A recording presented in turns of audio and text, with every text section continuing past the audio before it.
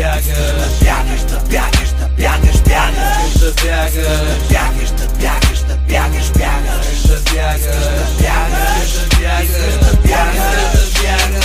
Помниш ли времето, в което живееше толкова леко безгрижно? Помниш ли дните, които измиваха се като пясък през сито? Пред хората без скрито покрито играеше картите си неоткрито и виждаше във всяко нещо добро било, какво било. Сега си затворен в своята стая на тъмно с пуснати штори. Нещите умират, а дните ти сливат и няма ги твоите истории. Иска ти се да се видиш с някой, но никой за теб не говори. Искаш да бъдеш приятел с всички, но те пък са вече встрани. Дните, когато поглеждаш към масата, там телефонът мълчи. Поглеждаш се в огледалото, бледият образ дори не личи.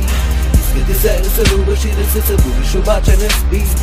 Иска ти се да помолиш за помощ, обаче на всичките чист. Да бягаш, да бягаш, да бягаш, бягаш, да бягаш, да бягаш, да бягаш, да бягаш, бягаш, да бягаш, бягаш, да бягаш, да бягаш, бягаш, да бягаш, да бягаш, да бягаш, да бягаш.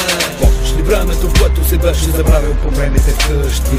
Помниш ли времето, в което ти се случваха всякакви неща, но сега не са същи, дълбоко отпаваш от канджата, брат, и в нея отека намираш напад. Няма спасение навсякъде, тебе съдбата си носиш еса.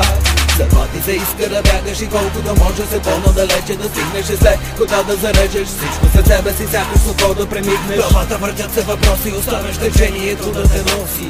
Уморен си от чужди уроци, не знаеш какво си, а даже и какво си. Да бягаш, да бягаш, да бягаш, бягаш, да бягаш,